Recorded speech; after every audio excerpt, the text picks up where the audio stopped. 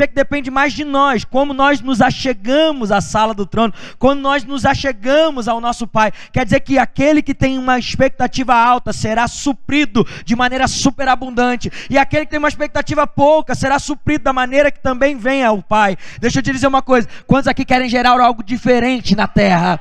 Dentro de si, gerar algo diferente, querem mudar de maneira totalmente extravagante essa noite? Aleluia! Você percebeu que eu estou animado, né, querido? Deixa eu me apresentar aqui, porque tem bastante tempo que eu não venho aqui. Eu tenho um carinho muito grande pela igreja de vocês. Vocês me receberam aqui num momento muito especial, né? Quem já foi meu aluno aí, ou quem me conheceu das outras ministrações, sabe que eu estava na véspera do casamento. Eu brinquei com a pastora ali dentro, que eu falei que eu dei metade da aula, que metade foi evangelismo, a metade foi casamento, né?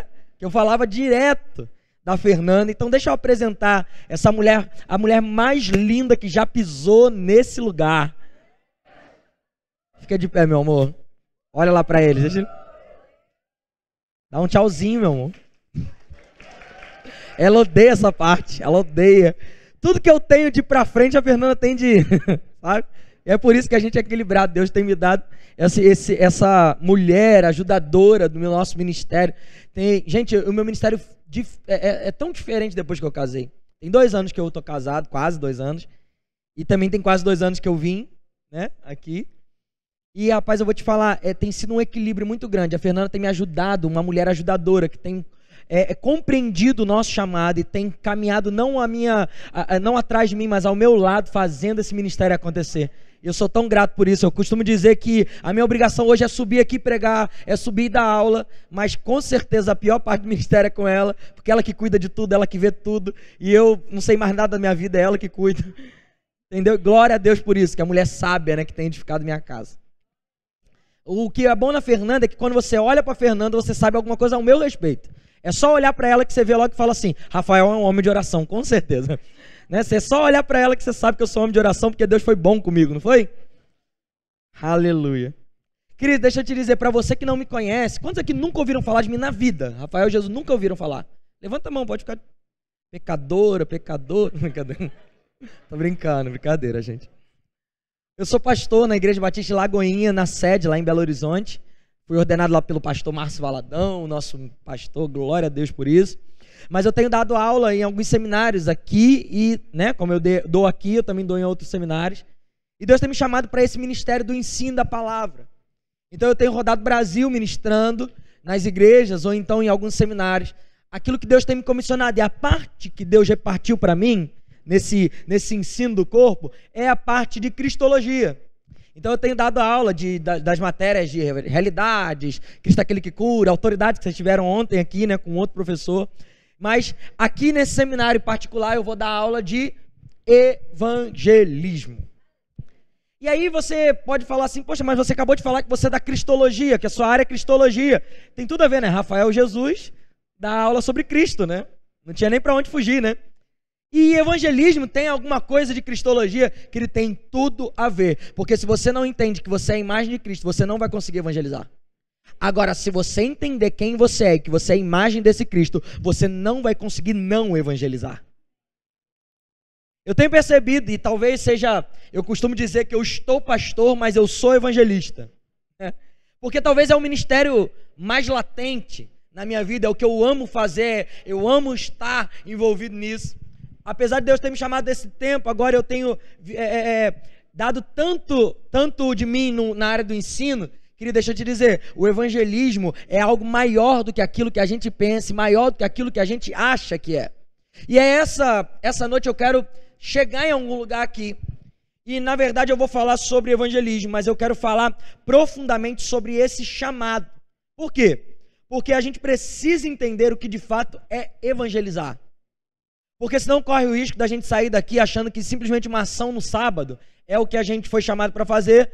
Só que qual o problema disso aqui? O problema é que, se eu perguntar aqui na igreja, quantos são evangelistas e missionários? Levanta a mão. Quantos assim? Não, eu sou evangelista, eu sou missionário. Ó, 1, 2, 3, fica com a mão em pé aí. Tem alguns que não sabem, né? Tá na metade assim. 1, 2, 3, 4, 5, 6, 7, 8, 9, 10. Tem mais algum aí? 11 ali, 12, 13. Ó, tá. 13 pessoas aqui. Quantas pessoas nós devemos ter aqui, mais ou menos? Mais 50, 60? Não, mais, né? Eu sou muito ruim de... Mais 120? Nossa, eu sou muito ruim. Eu sou muito ruim de contar, assim. Mais 100 pessoas, mais 120 pessoas a gente deve ter aqui, mais ou menos, né? Olha que interessante. Opa! Eita, já estou no manto aqui já. Eita! Olha que interessante. No meio de 100 pessoas, Deus escolheu 13 para fazer o trabalho missionário, para fazer o trabalho evangelístico. Deixa eu te perguntar uma coisa muito séria. Deus está maluco? E não maluco no sentido que a gente fala assim, não, Deus é doido como amor. Não, Deus está doido, literalmente, precisando de internação, precisando de medicamento. Deus está maluco, totalmente doido? Por quê? Eu não quero te agredir. Mas olha que interessante, só tem duas respostas para isso. Ou Deus está totalmente louco e não sabe o que vai fazer, não tá ele mesmo que discerniu, mas não está entendendo o que é a igreja, ou nós não entendemos de fato o que é evangelismo, missão. Qual das duas alternativas você acha que é verdadeira? Porque como que no meio de 100 pessoas, Deus só chama 13 para fazer aquilo que ele disse que toda a igreja tem que fazer? Ou Deus está doido, ou nós não entendemos. E o que eu tenho percebido é que nós não entendemos de fato o que é evangelismo. Por quê? Porque a gente acha que se a gente não é aquele cara que fala, Jesus chama, para alguém na rua, ou se é aquele cara que tem uma facilidade de chegar numa fila e começar a puxar assunto com alguém, o que a gente entende? Eu não sou evangelista. Não é isso que eu nasci para fazer. Qual o problema? O ministério evangelístico foi dado para alguns. A palavra diz que alguns ele chamou para apóstolos, alguns ele chamou para mestres, alguns ele chamou para pastores, alguns para evangelistas e outros para profetas. Quer dizer, existe o ministério evangelístico que foi dado para alguns, mas existe a evangelização que foi dado para todos. O que eu quero falar hoje? Não do ministério evangelístico, que pode ser que alguns aqui vão manifestar, mas do chamado evangelístico, que toda a igreja precisa manifestar. Para que serve o ministério evangelístico? Eu sou evangelista, acabei de dizer para vocês. Eu me enquadro melhor nesse lugar do corpo, como evangelista. Mas deixa eu te dizer, o evangelista foi chamado para despertar aquilo que em você diz assim, não tem nada de evangelismo. O evangelista foi chamado para ensinar evangelização para aquele que acha que não consegue fazer.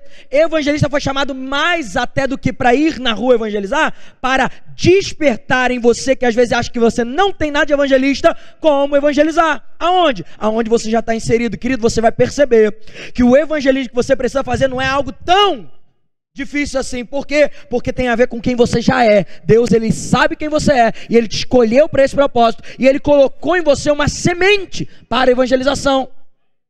Qual o problema? O problema é que a gente muitas vezes acha que nós não somos evangelistas porque nós vemos dentro de uma caixa. Por exemplo, Rafael, você fala pra caramba, com certeza você é evangelista. É verdade, mas quem não fala então não é?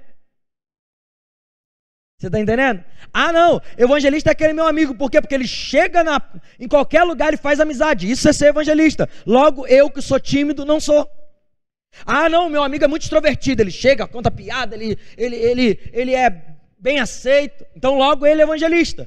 Mas eu que sou introspectivo, eu que às vezes não sorrio tanto, eu que sou mais na minha, então eu não sou. Querido, deixa eu te dizer uma coisa. Deus sabe da sua personalidade e Ele criou um plano para você ser usado exatamente aonde eu não consigo.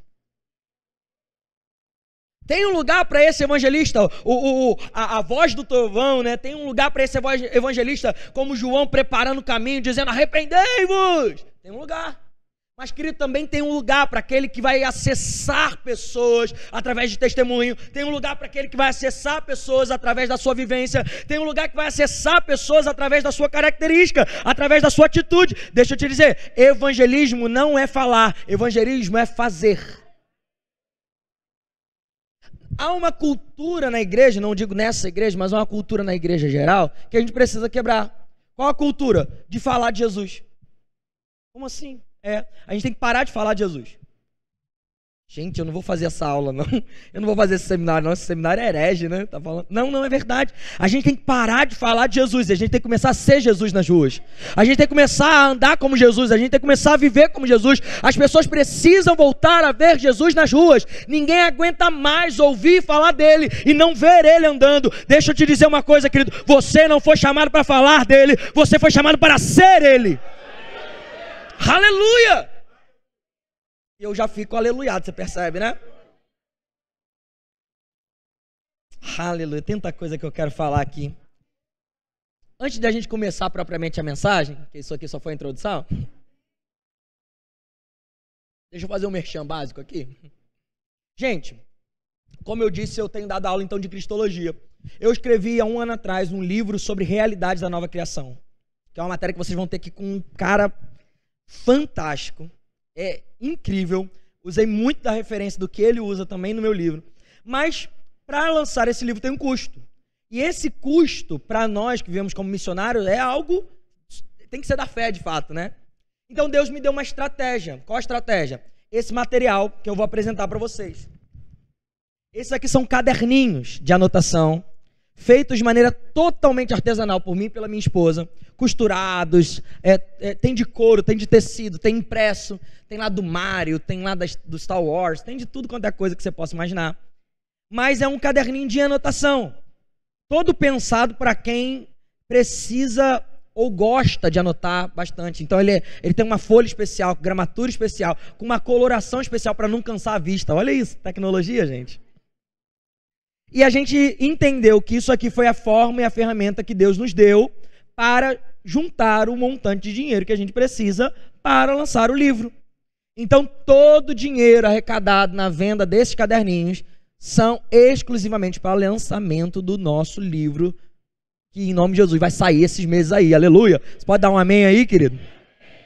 Então se você quiser ali no final, minha esposa vai estar lá, a gente vai estar ali no final, vendendo os caderninhos. O pequeno é 20, o grande é 30. Se você levar 2 grandes, você leva por 50. Se você levar 2 pequenos, você leva por 30. Então já compra para você, já abençoa alguém. Posso ouvir um amém?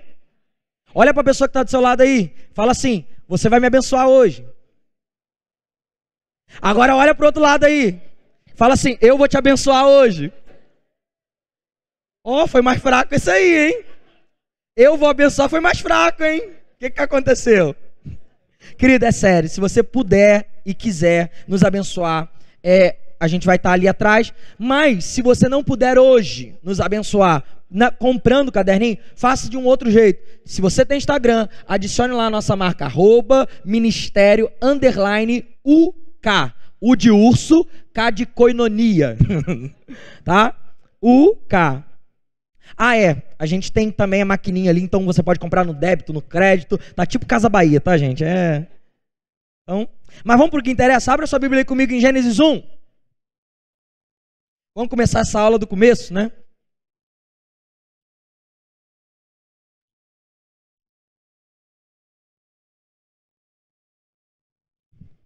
Gênesis 1, e você vai falar de evangelismo lá em Gênesis, é isso aí mesmo.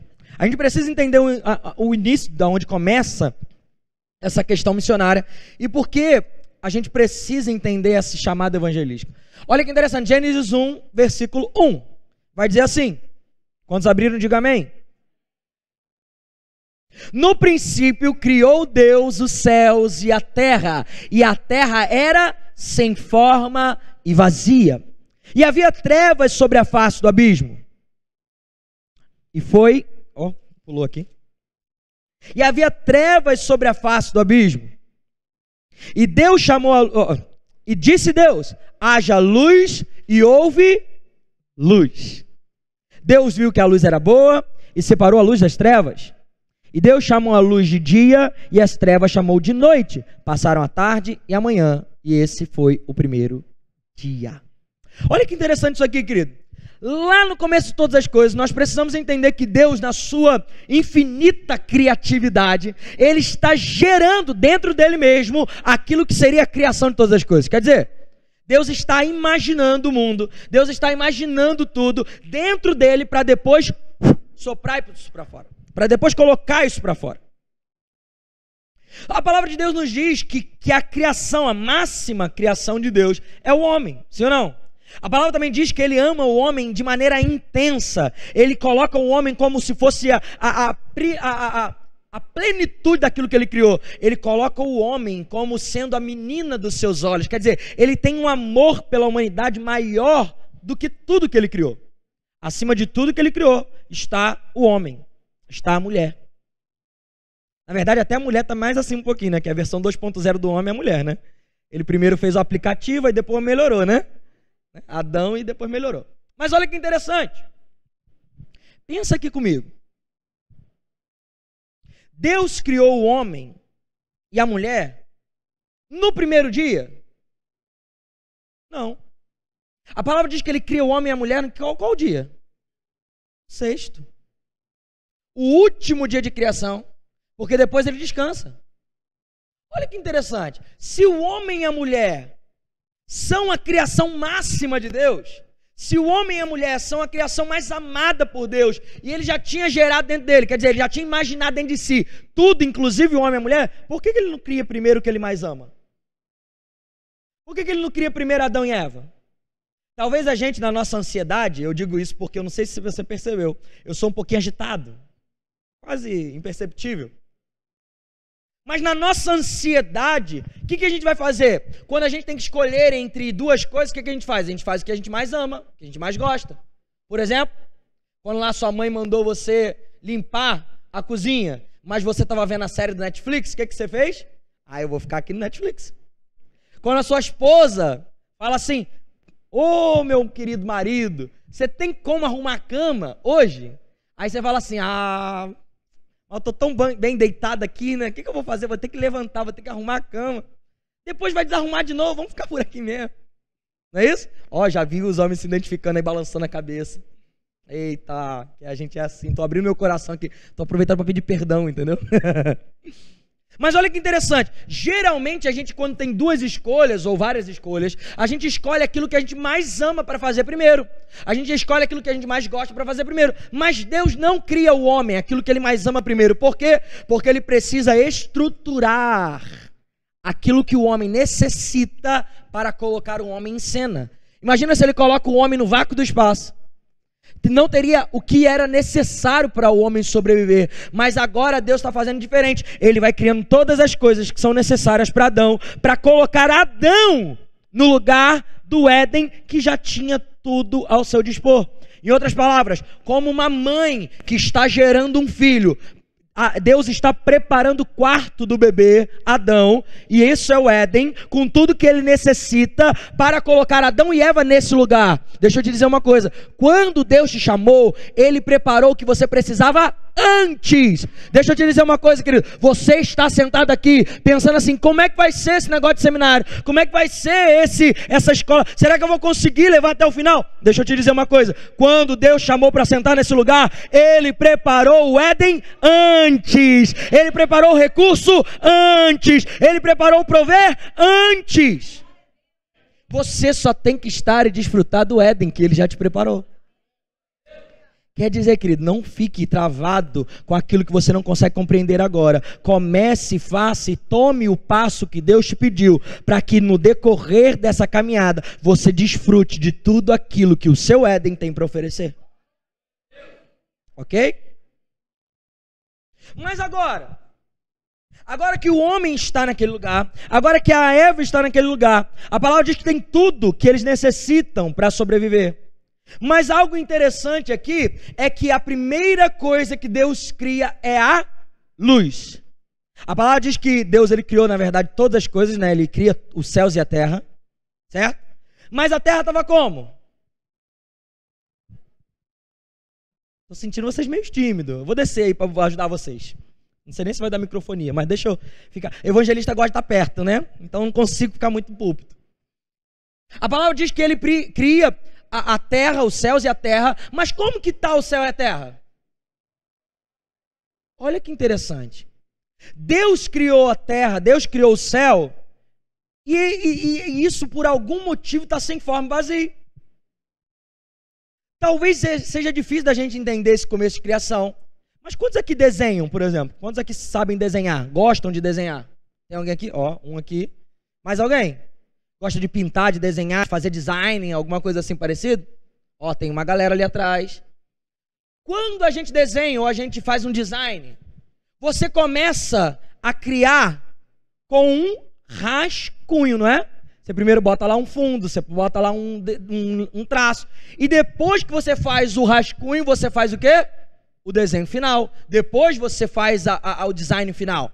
Querido, Deus, assim como um desenhista, assim como aquele que está criando um design, Deus está criando um rascunho. A terra está sem forma e vazia, mas agora, a partir do rascunho, ele vai começar a finalizar esse design. A palavra diz que nesse momento, então, se a terra está sem forma e vazia, o que ele tem que criar? A luz. E a palavra diz que houve luz ou melhor, ele disse, haja luz e... Em outras palavras, ele disse, haja luz e ageu, né? Gente, que piada ruim de pastor, né, gente?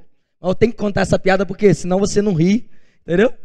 Mas olha que interessante, quando Deus diz haja luz, a luz se manifesta, simplesmente assim. Deus diz haja e a luz aparece. E a luz agora é tão interessante porque a palavra diz que quando ele cria a luz, agora ele faz uma separação, ele tira as trevas. Ele coloca a luz para se opor às trevas. Quando a luz aparece, as trevas saem. Simplesmente assim. Quando você chegou aqui, isso aqui não estava ainda ligado, ainda não estava pronto ainda para a conferência. Quando essa luz foi acesa, automaticamente as trevas sumiram. Por quê? Porque aonde a luz chega, as trevas vão embora. Mas até aqui você sabia. Isso aqui não é novidade, é? Não. Mas olha para debaixo da sua cadeira. Olha aí para debaixo da sua cadeira. Olha para os cantinhos ali atrás do telão. Olha para os cantinhos aqui, entre uma escada e outra. O que tem nesses cantinhos aqui? Sombra. Olha que interessante. Mesmo quando a luz se manifesta, apesar dela tirar as trevas do local, ainda existem em alguns pontos redutos de trevas. Sabe o que eu entendo isso aqui? Quando Deus cria a luz, não só Ele está espantando as trevas, mas Ele também está denunciando aonde as trevas estão localizadas. Olha que interessante, a palavra diz que as trevas estão sobre a face do abismo. Quer dizer, aquelas trevas que estavam em todo lugar, quando a luz brilhou, elas foram localizadas em um ponto. Para quê? Para que agora Deus possa resolver o problema de onde as trevas estão. Deixa eu te dizer uma coisa, quando Deus acendeu essa luz na sua vida e te colocou nesse lugar para você ouvir essa palavra, para você começar esse seminário, não foi à toa. Por quê? Porque Ele estava assim brilhando a luz e tirando as trevas, mas também fazendo você olhar e dizer e discernir aonde estavam as trevas ocultas que talvez você não entendia. Sabe de uma coisa, querido? Existem lugares de trevas ocultas e Deus está nos dando a luz para discernir aonde se está. Sabe o que é interessante? Conhecimento é sempre ligado na Bíblia à iluminação.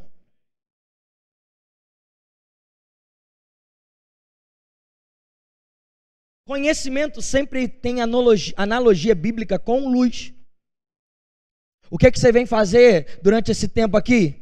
Por que você está aqui? Por que você vai fazer esse módulo? Por que você vai escolher esse tempo? Por que você vai parar esse tempo da sua vida, gastar tempo, dinheiro para fazer isso aqui? Porque você detectou que existe um foco de trevas ainda e você precisa acabar com isso, você precisa tirar isso. E para isso você precisa de conhecimento.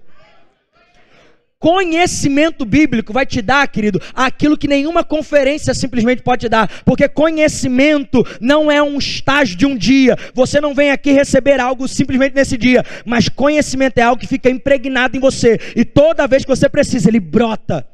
O que livra Jesus naquela tentação com o diabo não é o fato simplesmente dele ser o Cristo, não é o fato simplesmente dele ser o Filho, é o fato dele conhecer que ele era o Cristo, conhecer que ele era o Filho. Entendimento daquilo que você é vem com conhecimento. E só tem um jeito de você tirar e manifestar e mandar embora essas trevas ocultas. Só tem um jeito, através de conhecimento bíblico. Nunca foi tão necessário para a igreja conhecer aquilo que a palavra diz ao seu respeito. Tá bom, Rafael, até aí tudo bem. Mas o que isso tem a ver com evangelismo?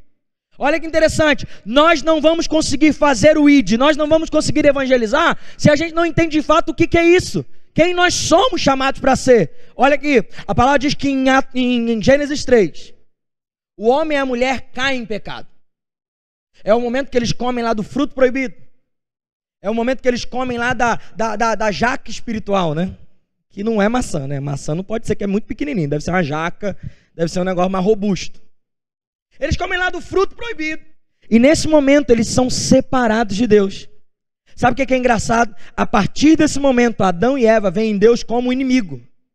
Mas a Bíblia não diz que Deus é inimigo do homem. A Bíblia diz que Adão e Eva são inimigos de Deus.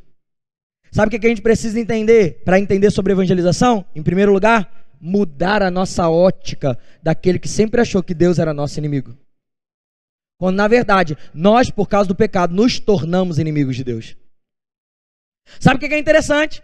Gênesis 3:9 diz que Deus chega no Éden, no mesmo horário, no mesmo costume, no mesmo dia, como sempre vinha. Ele vem no Éden e ele simplesmente fala assim: Adão, onde está você? Gênesis 3:9, você pode ler aí se você quiser. Adão, onde está você? E aqui, querido, me chama muito a atenção. Por quê? Porque nessa missão, nesse evangelismo, não é um chamado, ou melhor, a missão e o evangelismo não é um chamado que Deus deu ao homem, para o homem simplesmente, mas é um chamado que reflete no homem uma imagem e semelhança que ele tinha em Deus. Por quê? Porque não foi o homem que foi até Deus, não foi o Adão que foi correndo a Deus e disse assim: Deus, eu pequei. Foi Deus que foi até o homem dizer: ei, pecador, eu tenho um plano para você ser salvo. Sai de trás dessa mata, sai de trás dessa moita e vem para que eu te mostre um plano de resgate. Quer dizer que nessa história, querido, o primeiro missionário, o primeiro evangelista é Deus, não o homem. Aonde começou a história da missão? Aonde começou a evangelização? Em Gênesis, quando Deus discerne, quando Deus entende, quando Deus ele declara que ele vai salvar o homem através do filho, através da semente da mulher. Deixa eu te dizer uma coisa, existe um plano de salvação e esse evangelista chamado Deus está projetando isso no homem a partir do começo. É tão lindo quando Apocalipse vai narrar aquilo que Jesus é, ele declara assim: o cordeiro que já havia sido morto antes da fundação do mundo. Querido, aí você há de convir comigo que é estranho esse texto, não é? Porque Jesus não morreu antes da fundação do mundo, Jesus morre no meio da história. Ele morre no Novo Testamento, ele morre e o mundo já estava aí, já tinha passado tanta coisa. Será que a Bíblia está mentindo então? Será que a Bíblia está errada? Será que na hora de Deus escrever ali, botar inspiração, ele botou errado? Nossa, era para botar que o cordeiro morreu no meio da história, não antes. Querido, quando a palavra fala que o cordeiro já havia sido morto antes da fundação do mundo, quer dizer que antes de você ser criado, antes de Adão ser criado e antes de um pecado instaurado, Deus já tinha criado um plano para salvar o homem. Ele decide fazer o homem. Por quê? Porque ele tem um plano para salvar o homem. Algumas pessoas me perguntam assim: por que Deus criou o homem se sabia que ele ia pecar? Quantos aqui são mães? Levanta a mão. Já aponta para mim assim e diz assim: eu te libero. Estou doido para ser pai, entendeu? Já vai, né? Já vai liberando aí a unção. Agora olha que interessante, você que é mãe, eu não sei se seu filho presta, se seu filho não presta. Eu não sei se seu filho está na igreja ou se está no mundo. Eu não sei se seu filho é bom ou ruim. Eu não sei se seu filho pode ser até um bandido. Eu não sei, eu não te conheço. Mas deixa eu te perguntar uma coisa aqui. Quantas mães aqui, por qualquer coisa da vida, sendo seu filho bom diante dos homens ou não, escolheriam não ter o seu filho? Tem alguém aqui? Olha. Sabe o que é interessante para a nossa vida? É olhar Deus de uma ótica que a gente consegue entender. Assim como uma mãe, mesmo sabendo que seu filho não foi pelo caminho que ela queria exatamente, ainda assim vai preferir continuar com seu filho e insistir nele até o fim. Por quê? Porque tem amor por ele. A palavra diz que Deus nos amou primeiro. Você está entendendo isso aqui? Quer dizer que quando Deus gerou você, Ele falou assim: mas esse filho pode não ir para o lugar que eu quero, esse filho pode se separar, esse filho pode pecar, mas Ele decide no coração dele, Ele decide dentro dele: eu vou gerar esse menino. Por quê? Porque eu farei um plano de redenção, de trazer ele de volta. Você está entendendo isso aqui? E como esse plano de redenção? A palavra diz que Ele vai cortar na sua própria carne. Sabe o que a gente nunca pensa? A gente nunca pensa o que Deus perdeu nessa história. Deus não perde, Rafael. Você está doido? Deus é vencedor. Perdeu. Perdeu porque escolheu perder. O que Deus perdeu? Deus perdeu a sua própria vida para dar a sua vida. Deus morreu a sua morte para que você viva a vida dele. Deixa eu te dizer, um Deus imortal escolheu morrer, experimentar a morte, para que você, mortal, tivesse vida eterna. Deixa eu te dizer uma coisa, querido, Deus escolheu você. O que é evangelismo? Evangelismo é colocar o outro acima de si mesmo. É entender que assim como foi tirada as trevas, precisa agora ser uma ponte de luz para que aquela pessoa também saia. Evangelismo é entender que um dia eu estava na estrada, morto, caído, quase destruído, mas alguém me acolheu. E por isso agora eu sou esse bom samaritano que trago às pessoas a mesma luz que eu tive. Deixa eu te dizer, evangelismo é uma ponte onde você leva pessoas para um lugar que você já pisou. Quantos aqui foram salvos? Quantos aqui foram chamados e escolhidos por Deus e agora estão no braço dele e foram transportados para o reino do Filho do seu amor? Glória a Deus. Aleluia. Por que a gente evangeliza então? Porque nesse reino do Filho do seu amor, nós fomos feitos novamente à origem, imagem e semelhança de Deus. Quantos aqui são imagem e semelhança de Deus? Tem algum ET aqui? Tem alguém de fora dessa... Tem alguém aqui que não é? Porque se tiver eu já faço apelo logo, a gente repreende logo, faz o que tem que fazer. Todo mundo aqui é imagem e semelhança de Deus, sim ou não? Então levanta a mão de novo. Quem aqui é imagem e semelhança de Deus? E quem Deus é? A palavra e o que a gente está entendendo aqui é que Deus é o primeiro missionário evangelista. Se Deus é missionário e evangelista e você é imagem e semelhança de Deus, o que você é? Quantos aqui são missionários e evangelistas? Olha, você se converteu! Com meia hora de palavra! Você já descobriu o seu chamado! Olha aí, querido. Mas Rafael, tá bom, então agora eu entendi, eu sou evangelista, eu sou missionário. Só que eu não sei como é que faço isso. Por quê? Porque eu não entendo muito bem como é que é fazer evangelismo. Aí é outra coisa. E aqui nesse módulo você vai entender um pouquinho de como fazer isso. Mas deixa eu já te botar aqui uma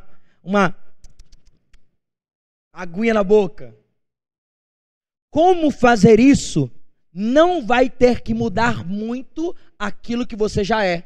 Apenas motivar você a usar aquilo que você já tem em favor daquilo que Deus quer. Como assim? Quantos já viram uma árvore? Uma mangueira. Quantos aqui já viram uma mangueira? Mangueira é fácil, né? Que tem tudo quanto é lugar, né? Mangueira dá o quê?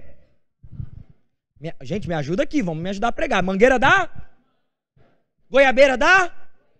Bananeira dá? Olha. E cristão? Cristão dá o quê?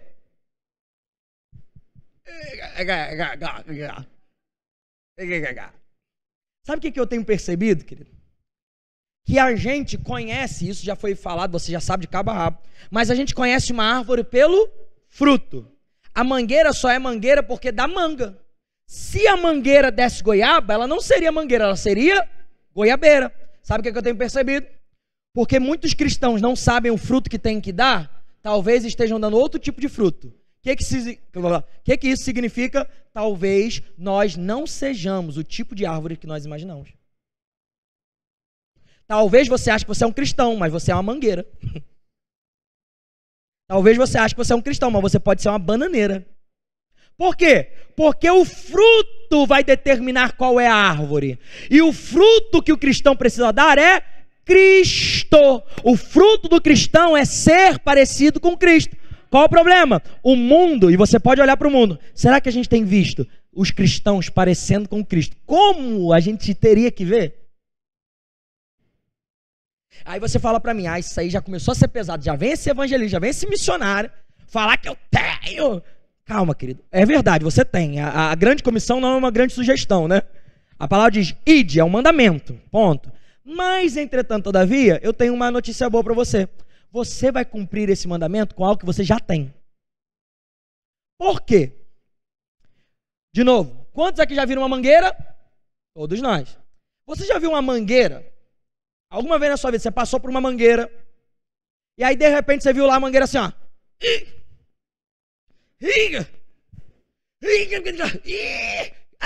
Pá! Aí nascia uma manguinha. Já viu isso? Já viu alguma vez? Se vê é demônio, tá, gente? Repreende, que não é normal, não. Não é assim. É assim, não. Como que geralmente é? Você passa um dia, aí você vê lá a folha. No outro dia você vê uma florzinha. No outro dia você vê uma manguinha pequena. Você fala, manguinha. No outro dia tá maior, no outro dia caiu, tá verde. Tá madura. Você come. É naturalmente que a árvore frutifica. Querido, se você é um cristão, naturalmente você vai frutificar Cristo. Você não precisa se esforçar. Tem muita gente se esforçando para fazer o chamado, se esforçando para conseguir, se esforçando. E é por isso que talvez seja tão pesado para você isso que você está carregando. Deixa eu te dizer uma coisa. Aquilo que Deus chamou para fazer não é pesado, é natural para aquele que se encontrou nele. E se esse chamado evangelístico é algo natural, você vai dar naturalmente. Como assim, Rafael? O fruto vai vir naturalmente se a árvore estiver boa, saudável e se alimentando da seiva. Sabe o que a palavra vai dizer? Vai dizer que nós somos os galhos enxertados numa videira, que é Cristo. Quer dizer, querido, que nós frutificamos, porque é o galho que frutifica, sim ou não? Mas se não tiver enxertado nessa videira, se não tiver sugando da seiva dessa videira, se não tiver sugando da vida dessa videira, o galho não serve, a não ser para ser queimado, lançado. Mas deixa eu te dizer uma coisa, querido, se você estiver enxertado em Cristo, naturalmente essa seiva espiritual chamada Espírito Santo, naturalmente o sangue de Cristo vai te fazer frutificar. Uma árvore saudável dá muito fruto. Eu creio, sabe o quê? Que vocês aqui em Coqueiral são uma árvore saudável de muito fruto. Aracruz vai tremer diante da glória de Deus que vai se manifestar entre as árvores espirituais que Deus tem gerado nessa igreja. Muito fruto. Repete para o seu irmão, muito fruto. Fala de novo, muito fruto. De novo, muito fruto. Querido, vai ter muito fruto aqui. E se é natural, nós precisamos manifestar isso naturalmente. E aqui que chega a grande bondade de Deus. A palavra diz que nesse mesmo Gênesis 3, quando Deus pergunta assim, onde está você, Adão? Será que Deus sabia onde estava Adão? A palavra diz que Adão estava atrás da moita, né? Na verdade não é isso, né? Estava atrás das árvores do jardim. Estava lá atrás da moita. E todos nós, cada um de nós, temos uma moita espiritual. Que parece que a gente se esconde quando peca, para dizer assim, não, Deus não vai me ver aqui. Você está rindo, mas você tem a moita também, tá? Que se esconde aqui assim e fala, não, Deus, aqui ele não vai me ver. E nessa moita espiritual, o que você espera? Você espera que o tempo passe, você se sinta um pouco melhor consigo mesmo e possa voltar a falar com Deus. Por quê? Porque a gente acha que o tempo cura todas as coisas. Não é isso? Só que deixa eu te dizer uma coisa, querido. O tempo não tem esse poder. Só Jesus tem o poder de curar todas as coisas. O tempo por si só não cura. O que acontece? É necessário que tenha um chamado. E é tão interessante porque Deus chega e chama Adão, onde está você? E Adão está escondido entre as árvores do jardim. E eu fico pensando, porque na minha perspectiva, e às vezes a gente acha Deus tão irado do Velho Testamento, Deus Pai, que se fosse eu, e graças a Deus que eu não sou Deus, quantos podem dar glória a Deus aí? Graças a Deus que eu não sou Deus. Porque se fosse eu, talvez quando Adão botasse a fruta na boca, talvez quando Adão e Eva colocassem o fruto aqui, no beicinho já, eu já ia chegar do céu já quebrando tudo, falando assim, tô te vendo, miserável, o que você está fazendo aí? Eu não te mandei nem comer isso aí? Mas Deus não é assim. Glória a Deus.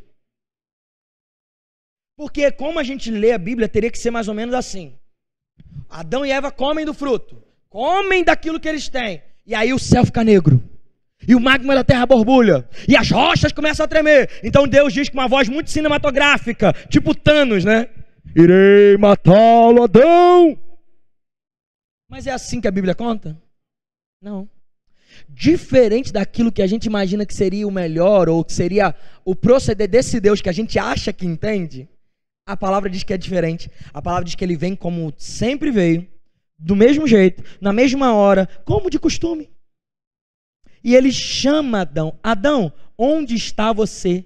Sabe por quê? Ele não vai mascarar, ele não vai forçar Adão a sair dessa condição. Por mais que ele queira que Adão saia da condição de pecador, ele não vai forçar Adão a sair da condição de pecador, porque pecado é algo que você tem que decidir largar. Diante do chamado de Deus, Adão vai ter que decidir sair dessa moita e dizer, estou aqui.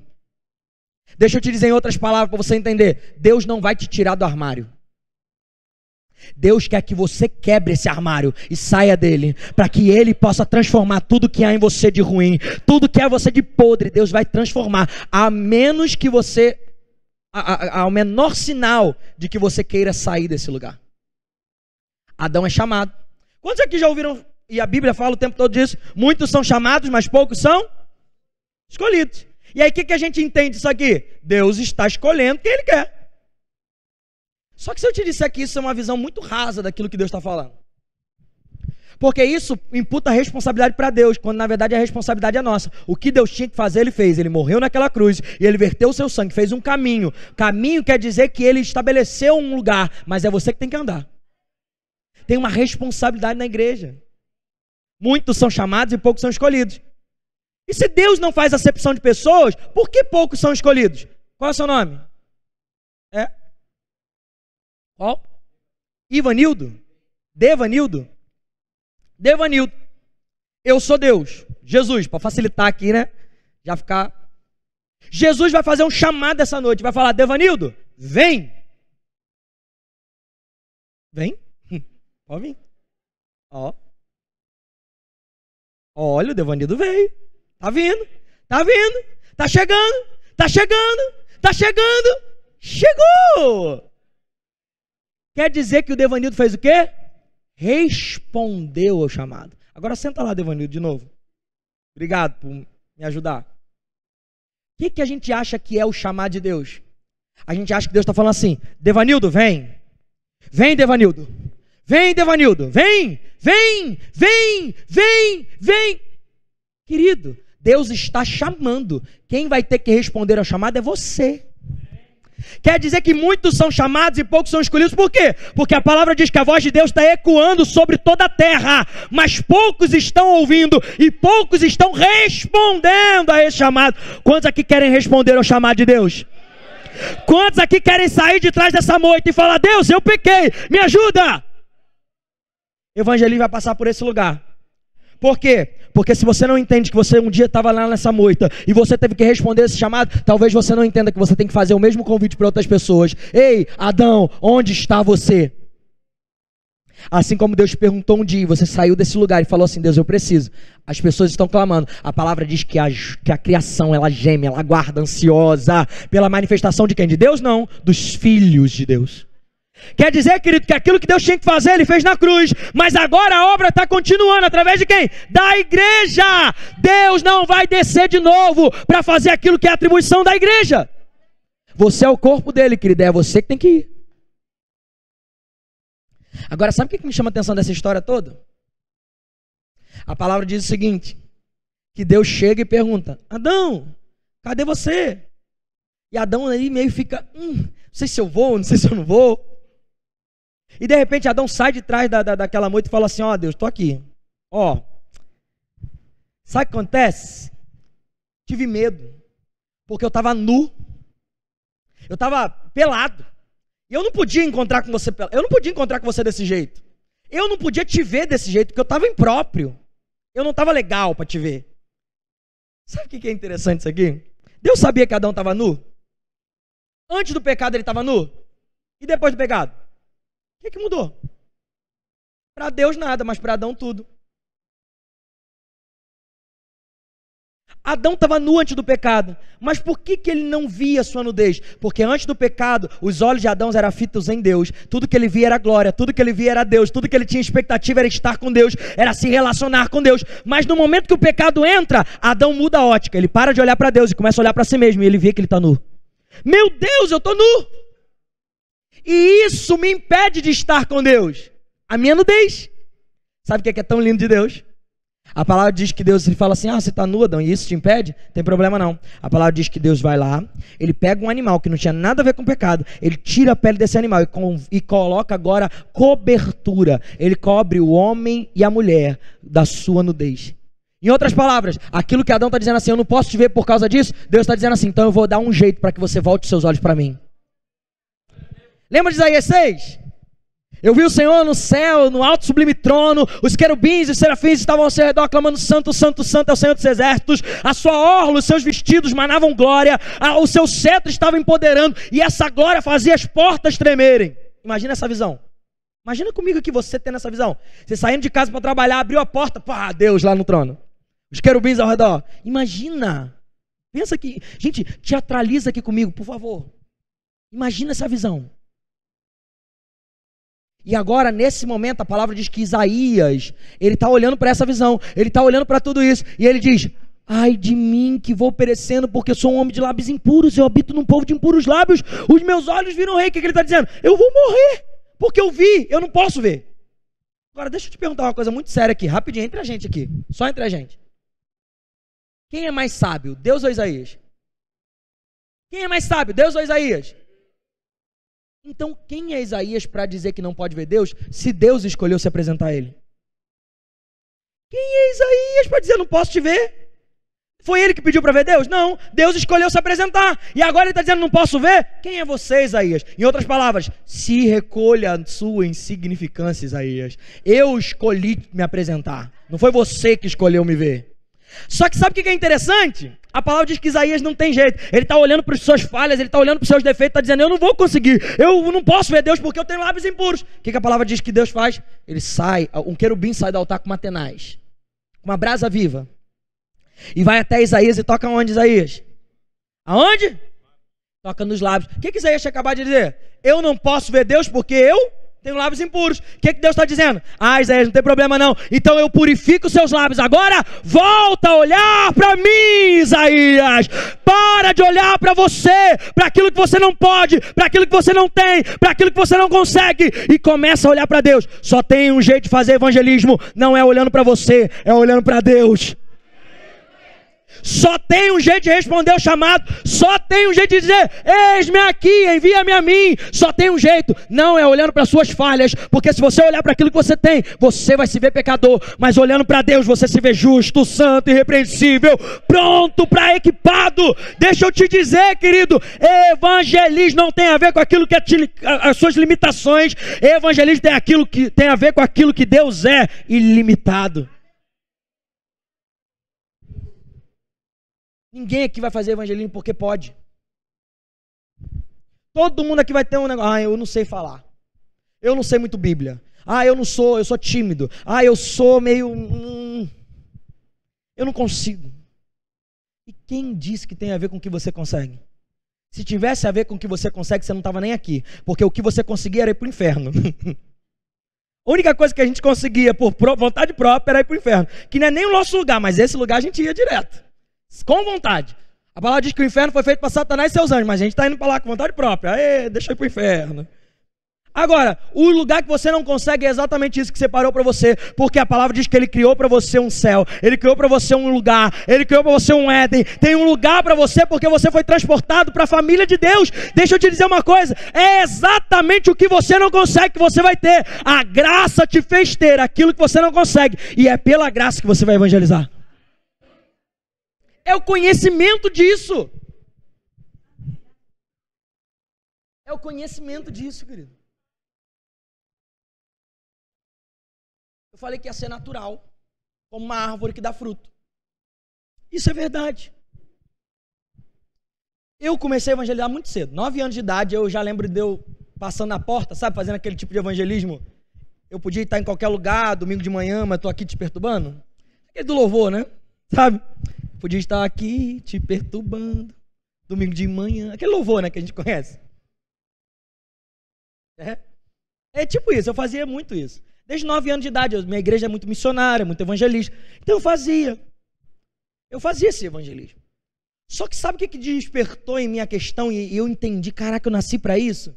Não foi essa evangelização. apesar de ser importante, apesar de ter lugar para esse tipo de ação evangelística, que é muito boa, mas o que despertou em mim que eu nasci para fazer evangelismo? Quando eu tinha 15 anos de idade, 15 não, 17 anos de idade mais ou menos, eu estava desviado. Eu me desviei dos 15 até quase 18 anos. E um dia eu estava no carnaval de Cabo Frio. Coisa que conhece Cabo Frio? Quem nunca foi a Cabo Frio na vida? Recebe Cabo Frio é de Deus, recebe aí, querido. Eu ministro Cabo Frio na sua vida. Amém, aleluia. Eu estava lá no meio do carnaval, imagina isso aqui, querido. Presta atenção nisso aqui que eu vou te falar. Eu estava no meio do carnaval de Cabo Frio, bebendo, chapar, todo errado. Eu era mais esquisito do que eu pareço hoje. Hoje eu já sou esquisito, mas imagina naquela época como eu era. Estranho, eu era meio roqueiro, meio estranho, cabelo na cara, eu não pegava sol, eu parecia o Crepúsculo na vida. Eu achava que, não sei o que acontecia comigo, mas eu estava ali, no carnaval bebendo e tal, e aquela festa, e aquela coisa, só que eu me vi sozinho um momento, sabe? A menininha não estava aqui mais, o crushzinho tinha ido para algum lugar, e não estava mais ninguém. E eu me vi sozinho naquele momento ali, mas eu estava meio bêbado, então para mim não fazia tanta diferença. Mas de repente, nessa solitude, uma voz de dentro de mim falou assim: olha para o lado. E querido, deixa eu te dizer uma coisa, eu estava no carnaval, eu estava desviado, mas eu já tinha conhecido o Espírito Santo, eu já ouvi o Espírito Santo e não tem jeito, você pode estar do jeito que você estiver, se você já ouviu o Espírito Santo, quando ele fala, você entende que é ele. Não tem jeito. E é por isso que o mundo não serve mais para você, porque você vai para lá e tá lá aquela vozinha te atrapalhando de festejar. Você tá bem pra caramba, daqui a pouco vem, o que você tá fazendo aqui? Aí você tá bem pra caramba, daqui a pouco vem falando, isso aqui não é para você. Aí acabou tua festa, acabou chato, fica chato. Fala, que droga. Não é isso? Não tem jeito não. Deixa eu te fazer repetir uma coisa aqui. Repete comigo. Perdeu, playboy. Quando você encontrou o Espírito Santo, ele não vai te abandonar, e é isso que a palavra diz. Ele entrou, ele não sai, ele vai ficar lá, ele não vai arrombar a porta para entrar, mas quando ele entra, ninguém tira.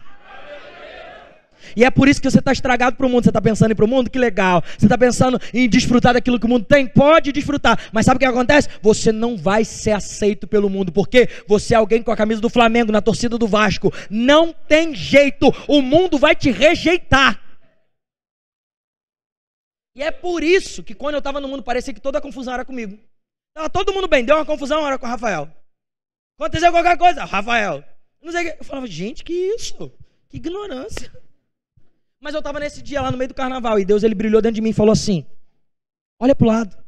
Só que você entendeu que eu estava todo perdido? Você entendeu que eu estava pecando? Você entendeu que eu estava todo largado? Bêbado? Semi-embriagado? Se você está tão perdido quanto eu, e escuta o Espírito Santo falando dentro de você, e fala assim, olha para o lado, o que eu imaginei na minha ignorância naquela época? Eu imaginei que quando eu olhasse para o lado, Deus ia passar com um carro em cima de mim. Tipo assim, sabe aquela coisa, só olha para o lado para você ver você morrendo, que eu tô... Ou então olha para o lado só para dar um espacinho para vir um raio e não pegar no amiguinho que está do lado. Porque eu estava muito errado, e como é que Deus fala com alguém tão pecador, tão errado? Mas naquele temor que eu senti, eu olhei para o lado, e quando eu vi no finalzinho da Rua do Forte, assim, estava num coretinho, um negócio assim, um grupo. E eu não identifiquei o que era, mas era um grupo. E quando eu olhei aquele grupo, eu meio que fui atraído para aquele lugar. E eu fui andando para aquele lugar. E quando eu cheguei lá, era o grupo de uma igreja batista cantando. E ele vem, saltando pelos montes, e todo mundo se alegrando e tal. E eu falei, cara, eu conheço isso aqui. E naqueles 3 minutos que eu fiquei naquela roda, eu comecei a cantar com eles, eu comecei a dançar com eles, eu conhecia todas as músicas, porque eu sou crente desde berço, e eu conhecia tudo, só que eu estava meio bêbado. E você vai entender que todo evangelista tem um bêbado. Nesse evangelismo era eu. Estava lá dançando, esquisito e tal, e cantando todas as músicas. Isso chamou a atenção do povo. Por quê? Porque se eu estava bêbado e largado, quer dizer que eu era um pecador. Mas se eu estava cantando todas as músicas, quer dizer que eu era um crente. E eu acho que eles ficaram confusos. Então chegou alguém do meu lado e falou assim, deixa eu te perguntar, você é crente? Tipo assim, eu posso te evangelizar ou você está embriagado do espírito, né? De repente. Você é crente? E eu olhei para ele e eu não tinha o que dizer. Porque o que eu queria falar dentro de mim, eu queria falar, eu sou. Porque eu cria. Mas eu estava com uma condição de vida tão errada que eu não podia dizer que eu era, porque eu não estava testemunhando para isso. Então dentro de mim ficou uma guerra, é ou não é, Então o que eu fiz? A coisa mais sábia, eu falei, beijo, tchau, deixa eu ir embora. E fui embora. Fui embora para minha casa, na verdade fui embora para a pousada, sei lá onde a gente estava. E acabou o carnaval para mim naquele dia. Quarta-feira foi horrível, quinta-feira eu cheguei em casa, a minha pastora ligou assim, eu te sonhei com você, eu falei, nem precisa falar, tô indo para a igreja. Na quinta-feira eu cheguei na igreja, eu não sei o que o pastor pregou, eu não sei o que foi falado, eu não sei de nada, porque eu só estava esperando o apelo. Quando ele falou, pode vir, eu fui o primeiro a chegar lá na frente, falei, tô aqui. Naquele dia eu fui impactado, naquele dia eu voltei para os caminhos de Deus, naquele dia e daquele dia em diante eu nunca mais saí. Deixa eu te dizer uma coisa, presta atenção aqui, aquela galera na Praia do Forte até hoje não sabe que eu aceitei Jesus, mas toda pedra de toda coroa que eu estou herdando, tem um lugarzinho para eles lá. Evangelismo não tem a ver com quem aceita Jesus, evangelismo tem a ver com quem fala dele, quem bota para fora. Você foi chamado para comunicar, querido, as pessoas aceitam, você vai ver ou você não vai ver, mas a palavra de Deus não volta vazia, não volta, até hoje eles não sabem, mas aquele dia mudou minha vida. E a partir daquele momento eu entendi evangelismo de uma outra maneira. Eu falei, caramba, eu tinha um estereótipo. Eu entendia que evangelista era aquele cara que ficava batendo na porta, falando, Jesus te ama, vamos fazer aqui, quem é Jesus para você? E é isso também, mas eu entendi que Deus é multiforme graça. Então ele tem ações evangelísticas para quem é evangelista. Quer dizer que ele usa alguns para fazer esse trabalho. Você passa numa praça, tem alguém dizendo assim, arrependei-vos pecadores. Tem lugar para isso? Tem lugar. Tem gente que às vezes só vai aceitar Jesus assim. Quando você fala, você vai pro inferno, hein? Aí a pessoa fala, nossa, apesar de eu não achar hoje que é o melhor jeito de fazer. Você está entendendo? Por quê? Porque as pessoas não têm tanto medo de inferno mais assim. Tinha uma professora de matemática minha que falava assim, eu quero ir pro inferno. Todo mundo legal tá lá? Vou fazer o que no céu? Fala, então fica com todo mundo legal morrendo, né? Mas tem gente que entende isso. Toda propaganda de cerveja é o quê? O inferno é como? É um lugar cheio de... todo mundo suando, aquela cerveja gelada, aquelas mulheres bonitas. Você fala, eu quero ir pro inferno. O mundo entende assim, porque Satanás corrompeu o olhar do mundo. Então talvez não seja a melhor abordagem, mas tem lugar para isso? Tem lugar para esse tipo de evangelismo. Só que eu entendi? Talvez esse não seja o meu modo de evangelizar. O que eu entendi na minha própria vida? Eu era ator, eu sou formado em artes cênicas, eu sou formado em palhaçaria. Tá rindo, mas pode rir mesmo, porque eu formei para isso. Entendeu? Eu formei para isso aí. Né? Eu formei em arte cênica e palhaçaria nessa época do mundo. Por quê? Porque eu queria ser o próximo Cauã Raymond. Até corpo eu tinha para isso. Corpo eu tinha. Faltou o quê? Talento. Entendeu? Mas eu queria muito. Eu trabalhava como ator profissional. Fiz muita coisa como ator profissional, de peça e tal, e um monte de coisa. Trabalhei lá na Globo, tentei tudo quanto é ponta na Globo para tentar o meu... Mas não era isso que Deus tinha para mim. Quando eu entendi que existiam várias maneiras de evangelizar, mas a mensagem era a mesma, e aquilo que me tocou através de uma música no meio do carnaval, também tocou alguém lá na porta, quando eu bati naquele dia na casa dela, eu falei, caramba, peraí, eu posso usar aquilo que eu sou para comunicar aquilo que Deus é. O que eu comecei a fazer? Comecei a usar arte. Pouca gente sabe, mas o meu nome é Rafael Jesus por causa do tipo de arte que eu fazia. Eu apresentava Jesus por vários lugares, em vários lugares, em vários lugares. Uma vez eu fui num show como é que é o nome? Eu fui num show, deixa eu ver a hora aqui, pelo amor de Deus. Tá, eu tô acabando, tá, gente? E quando eu digo que eu tô acabando é só pra você achar que tá acabando. Não, brincadeira, eu tô acabando mesmo. Eu fui uma vez no show como é que é o nome, gente? Raça Negra. Não, Raça Negra não. Vai, você lembra? Você gosta de pagode? Fala. Não, brincadeira. Eu fui num show desse Terra Samba. Isso mesmo, Terra Samba. Terra Samba, eu fui no show do Terra Samba. Quantos aqui conhecem o irmãozinho do Terra Samba, né? Todo mundo conhece, né? Aí todo mundo gosta de falar que conhece, né? Mas todo mundo aqui já cantou. Carrinho de irmão. Não, brincadeira. Brincadeira. Tava lá, eu fui no show. A gente foi chamado para ir numa cidade chamada Catais Altos. Ia ter esse show, aquele show de arena, lotados. E a gente foi para esse show para fazer um evangelismo, nesse show. E o que eu fiz? Eu falei, cara, eu não posso ir simplesmente nesse show. E o prefeito da cidade, eu não sei porquê, ele chamou a gente para apresentar no palco. Foi a primeira vez nessa cidade que abriram porta para um crente falar no meio da festa lá da cachaça. Era a festa da cachaça, imagina. Falei, Jesus foi na festa do vinho, por que não podia ir na festa da cachaça? Só que eu falei, cara, eu não posso fazer simplesmente, não posso chegar lá simplesmente fazer uma oração para abrir o show. Eu não posso chegar lá simplesmente fazer um louvorzinho para abrir o show. Eu não posso fazer simplesmente algo trivial.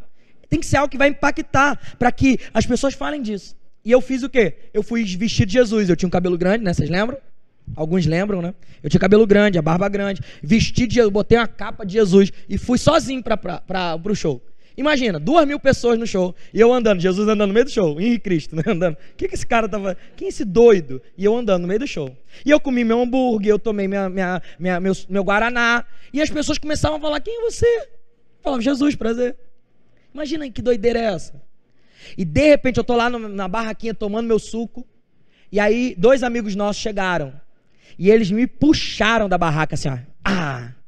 E eu caí no chão naquela arena, e eles começaram a me bater, a me empurrar. Imagina isso, imagina que doideira. No peito deles estava um adesivo escrito eu, e no outro estava um adesivo escrito você. E eles começaram a me bater, e aquele clarão abrindo, e estão batendo em Jesus, peraí, aquela coisa.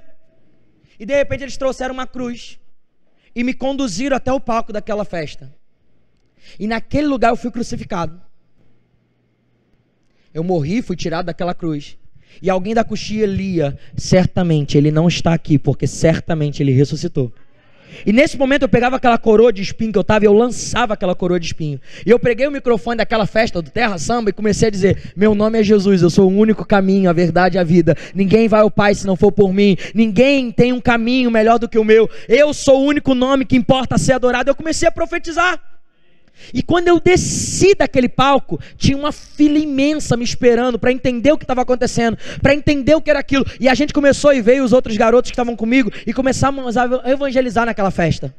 Quando eu desci por aquelas escadas, o Reinaldo Terra Samba, ele olhou para mim indignado e disse assim, você transformou meu show numa igreja. E eu olhei para ele, nessa hora não foi Jesus que respondeu, mas foi o Rafael. Eu falei, foi isso mesmo. Foi isso mesmo. E quando eu saí, aquelas pessoas estavam impactadas, chorando, falando assim, meu Deus, eu não conhecia isso, eu sabia que Jesus tinha morrido, mas eu não sabia que Jesus tinha ressuscitado. Outros às vezes falavam, porque era uma terra muito idólatra, falavam assim, caramba, mas eu só conheci o Jesus filho de Maria, mas peraí, Jesus é Deus, Jesus ressuscitou. E naquele dia a gente pôde salvar muitas pessoas. No dia seguinte, o prefeito da cidade tinha se convertido. O dono do mercado da cidade tinha se convertido. Sabe o que aconteceu? Eles fizeram uma parceria. E agora essa festa tinha que ter sempre uma abertura para a igreja cristã. E agora esse lugar tinha um lugar de acesso. Deixa eu te dizer uma coisa, até os dias de hoje está lá acontecendo muitos milagres. Naquele dia seguinte, aquela região que era totalmente avessa ao cristianismo, abriu as portas para nós. E nós fomos visitar mais de 100 casas.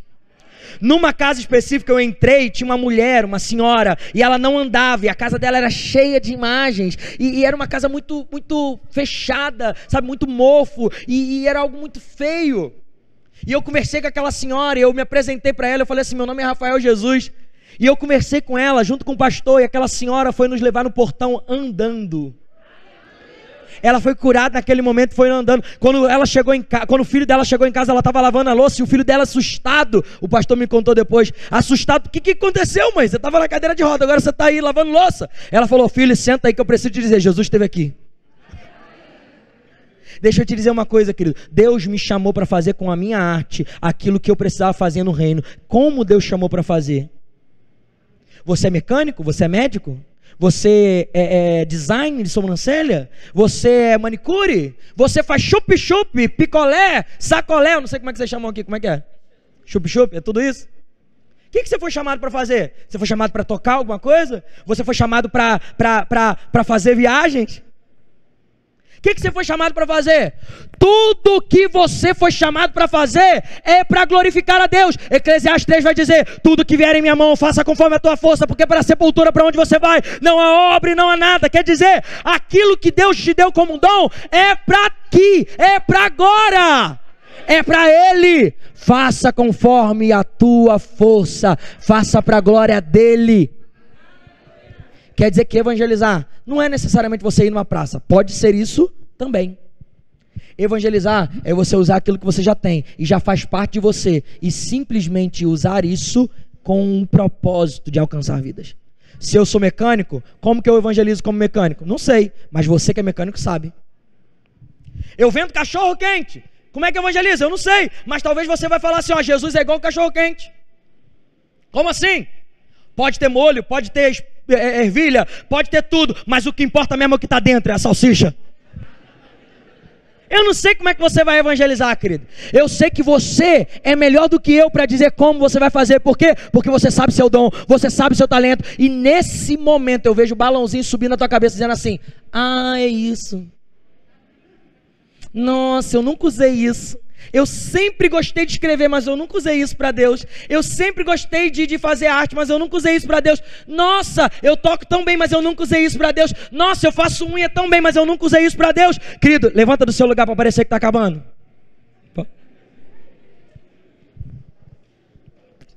Pessoal do louvor, pode vir aqui? Me ajuda aqui.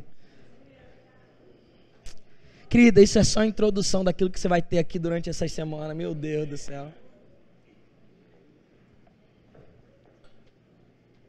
Pode fluir aí. Pode fluir. Pode, se você não tiver, pode fluir dentro do que mais ou menos eu falei ali. Pode ser eu irei, ou onde quer que eu for. Sabe essas músicas assim? Mas pode, se não for, pode ir embora aí que eu não confio em vocês. Querido, é tão pouco ainda, isso aqui é só uma introdução. Ontem você teve um pouquinho, uma gotinha daquilo que você vai ter aqui. Hoje você está tendo uma gotinha, amanhã, meu Deus do céu, eu não sei nem o que vai ser dessa igreja. Eu não sei se você vai subir, se Deus vai descer, eu não sei o que vai acontecer. Mas eu sei de uma coisa, Deus te chamou aqui, você não está sentado nessa cadeira aí branca com azul à toa.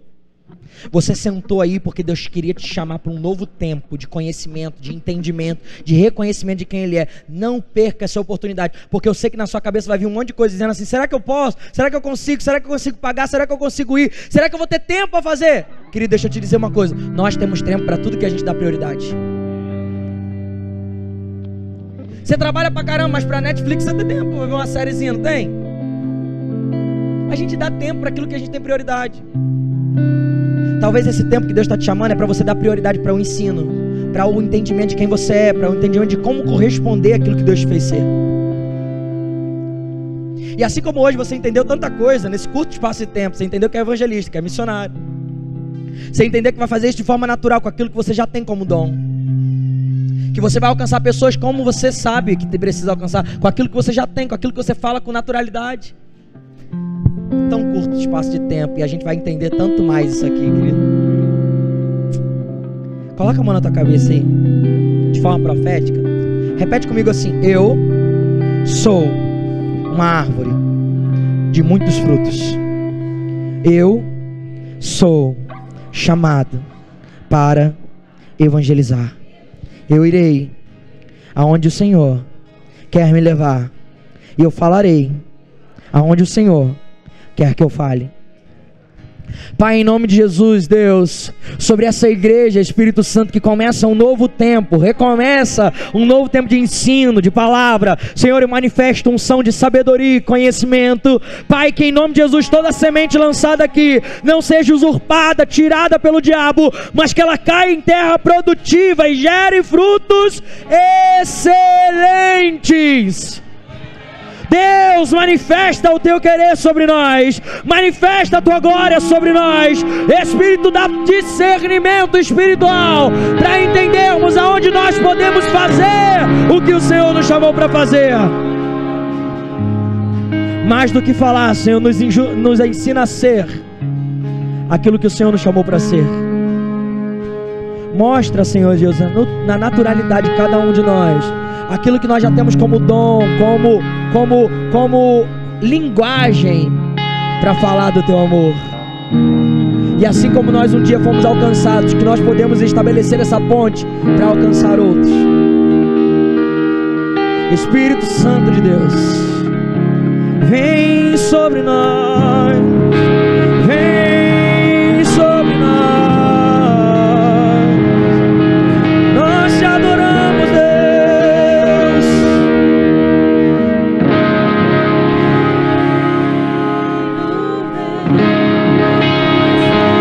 Aproveite esse tempo, querido, para consolidar essa verdade dentro de você.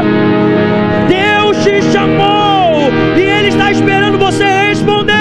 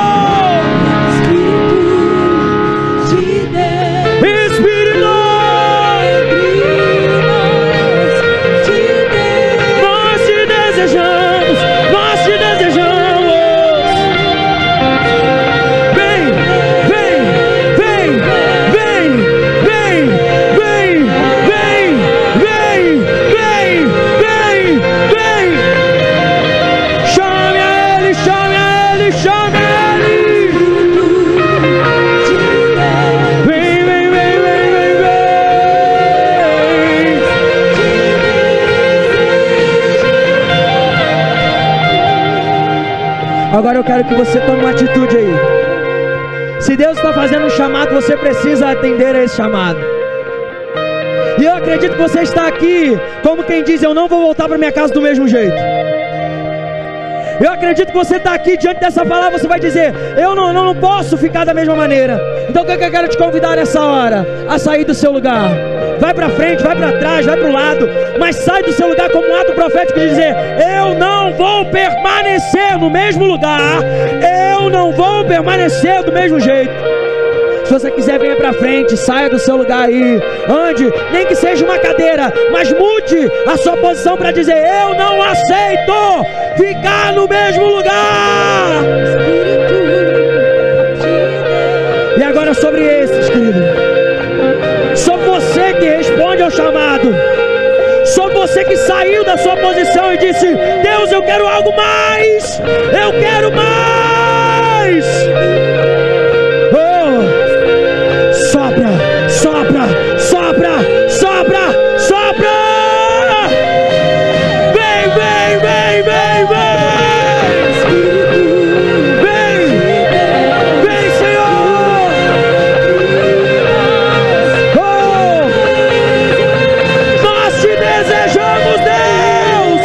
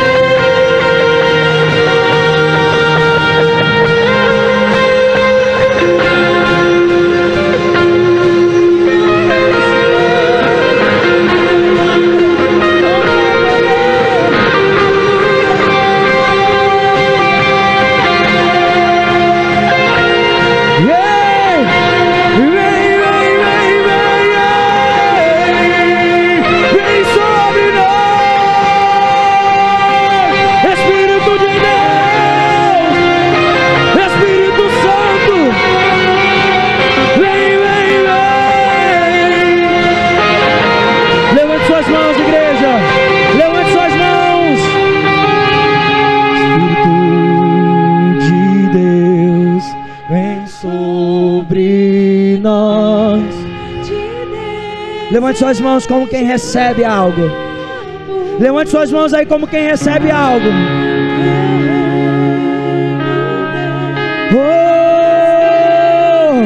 Os sinais seguirão os que creem.